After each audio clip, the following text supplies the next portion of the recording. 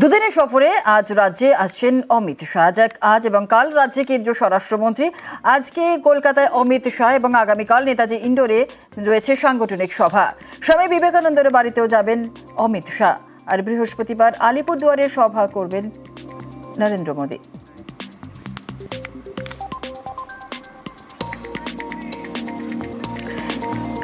প্রসঙ্গত আপনাদের জানিয়ে রাখি যে বৃহস্পতিবারই আলিপুরদুয়ারে সভা করেন নরেন্দ্র মোদী। আগামী 31 তারিখ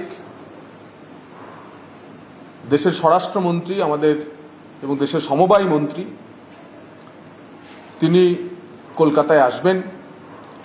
31 এবং 1 এই দুদিন কেন্দ্রীয় স্বরাষ্ট্রমন্ত্রীর পশ্চিমবঙ্গে সফর রয়েছে।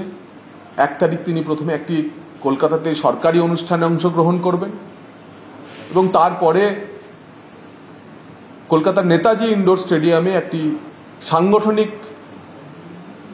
সম্মেলনে কেন্দ্রীয় স্বরাষ্ট্রমন্ত্রী অংশ নেবেন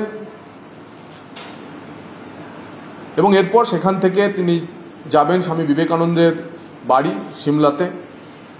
বিবেকানন্দ রোডে স্বামী বিবেকানন্দজির বাড়িতে তিনি পশ্চিমবঙ্গের প্রমুখ সন্ত সমাজের প্রতিনিধিদের সঙ্গে একটি বৈঠক করবেন, মিলিত হবেন। সেদিনই তার ফিরে যাওয়ার কথা। বাংলার বাড়ির কাছে নজরদারি এবং কাজের গতি আরও বাড়ানোর নির্দেশ। জেলা শাসকদের বৈঠকে নির্দেশ মুখ্য সচিবের। ইতিমধ্যেই দ্বিতীয় কিস্তি টাকা দেওয়া শুরু। অসম্পূর্ণ কাজ 1.5 মাসের মধ্যে শেষ করার নির্দেশ।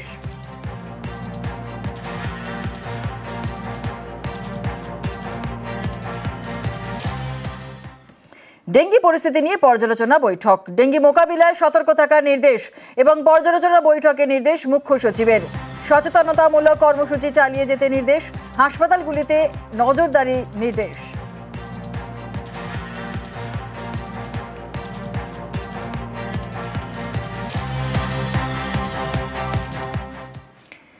দেশের সেরা 10-এ কলকাতা মেডিকেল কলেজ। পূর্ব ভারতে 1 নম্বরে কলকাতা মেডিকেল কলেজ। 7টি বিষয়ের ওপরে ভিত্তি করেই হয় সমীক্ষা এবং সমীক্ষা চালায় কেন্দ্রীয় স্বেচ্ছাসেবী সংস্থা IIRF। সেই সমীক্ষায় কলকাতায় মেডিকেলের মুকুটে পালক। দেশের মধ্যে র্যাঙ্কিংয়ে 9ম স্থানে কলকাতা মেডিকেল কলেজ।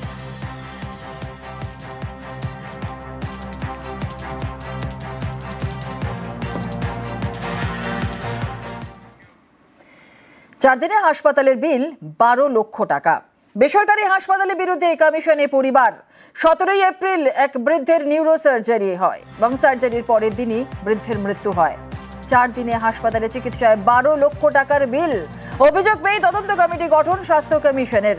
হাসপাতালকে 6 লক্ষ টাকা স্থায়ী আমানতের নির্দেশ দেওয়া হয়।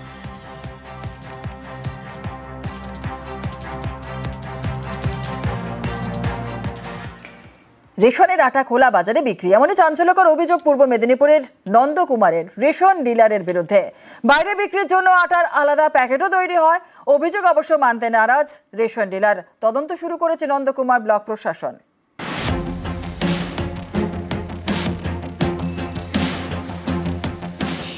বড় প্যাকেট থেকে আটা নিয়ে ভরা হচ্ছে ছোট প্যাকেটে। এই আটা বাজারে বিক্রি হবে, খুবই সাধারণ বিষয়, কিন্তু আদতে সেটা নয়। এই দেখুন, বড় আটার প্যাকেটে সরকারি লোগো। এগুলো সব রেশনের আটা। সেই আটা অন্য প্যাকেটে ভরা হচ্ছে বাজারে বিক্রি করার জন্য। এ ছবি পূর্ব মেদিনীপুরের নন্দকুমারের। অভিযোগ, সরকারি আটা বেআইনিভাবে বিক্রি করেন স্থানীয় রেশন ডিলার। সরকারি আটা বেআইনিভাবে মজুত করতে গোডাউন করেছেন।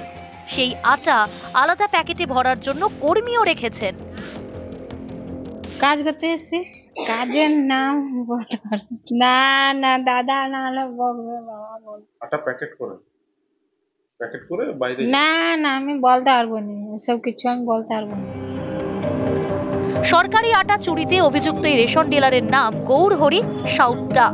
তার এমনই দাপট যে গ্রামবাসীরা মুখ খুলতে ভয় পান। সেই সুযোগেই বছরের পর বছর ধরে বেআইনি কারবার চালাচ্ছেন বলে অভিযোগ। যদিও সরকারি আটা বাইরে বিক্রির অভিযোগ মানতে নারাজ এই রেশন ডিলার।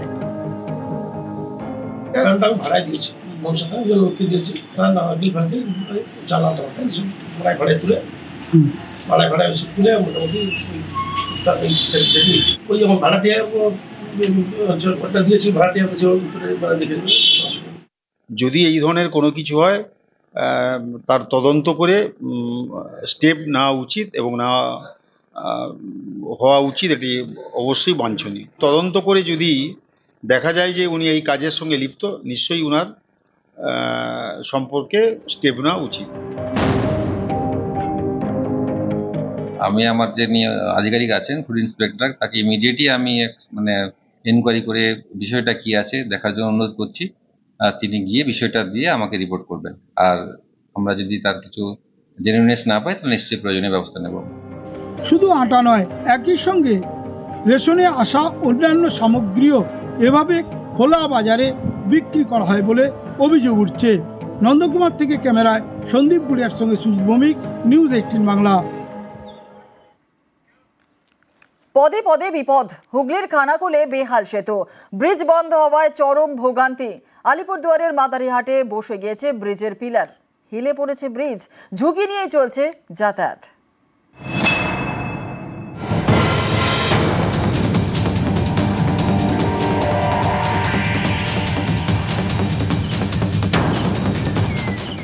মাঝ বরাবর বসে গিয়েছে কংক্রিটের ব্রিজ।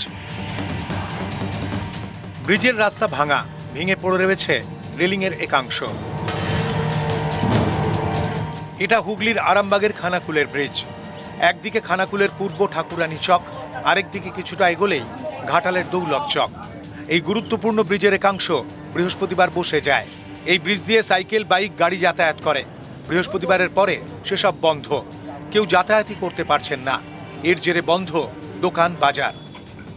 হঠাৎ করে ব্রিজ একদম পুরোপুরিভাবে ভগ্ন অবস্থা, বিপর্যয়ের চেয়েও খারাপ অবস্থা, কিন্তু সেই পরিস্থিতিতে মানুষ এপার ওপার হতে পারছে না। আমাদের এপারে কয়েকশো দোকানদার রয়েছে, যাদের প্রত্যেকের দোকান আপনি সার্চ করে দেখুন, প্রত্যেকটা দোকান বন্ধ করে দিয়ে যে যার বাড়িতে রয়ে গেছে, কিন্তু রুজি রোজগার পুরো বন্ধ। চাষিদের মাল এপার ওপার পুরোপার বন্ধ। ব্রিজটা পুরোপুরি ভেঙে গেছে, সরকারিভাবে এটাকে আটকে দেওয়া হয়েছে, আমরা পারাপার করতে পারছি না। এটা আমাদের মহা সমস্যা, এবং সবথেকে বড় কথা আমাদের রুটি রুজির সমস্যা দেখা দিয়েছে। এই সমস্যাগুলোর জন্য আমরা খুবই বিব্রত। এবার সরকার যদি এটা নিয়ে কোনো স্টেপ নেন তাহলে ভালো।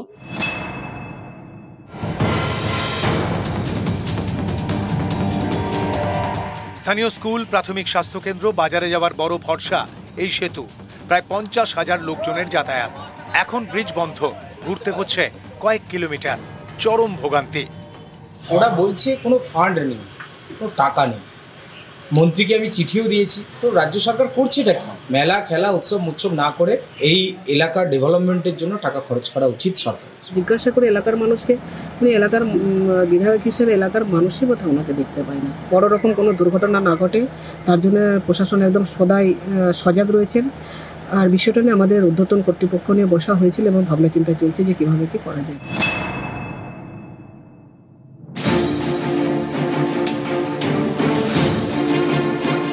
বসে গিয়েছে কংক্রিটের ব্রিজের পিলার, হেলে গিয়েছে ব্রিজ।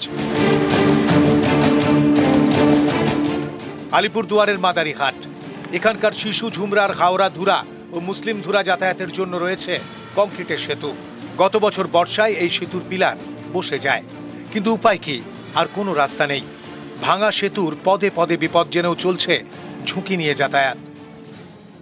क्या समस्या होगा? आने जाने में बहुत दिक्कत होता है। बारिश आने से तो पूरा पुले धंस जाता है, तो दिक्कत तो होता है कि नहीं? गाड़ी उड़ी चलने के लिए स्कूल बच्चा सबको दिक्कत होता है, हम लोग का आने जाने में दिक्कत होता है, हर कोई को दिक्कत होता है, क्योंकि ज़्यादा बारिश आने से पुल पूरा नीचे चला जाता है। স্থানীয় পঞ্চায়েতের পাল্টা দাবি, জমি জটের কারণে নালা তৈরি করা যাচ্ছে না, তাই সেতুর কাজও আটকে। जो हुआ है काम हुआ है, प्रॉपर्ली जो जितना मीटर था वो भी हो चुका है। एक बार ये थोड़ा झमेला भी था वहाँ पर जमीन लेके, माने वो लोग जमीन नहीं देने के कारण, लेकिन फिनिशिंग पॉइंट जहाँ था वहाँ तक हुआ, वहाँ का जमीन नहीं दे रहा है, तो यहाँ पर तो पंचायत भी कुछ बोल नहीं सकेगा वहाँ पर।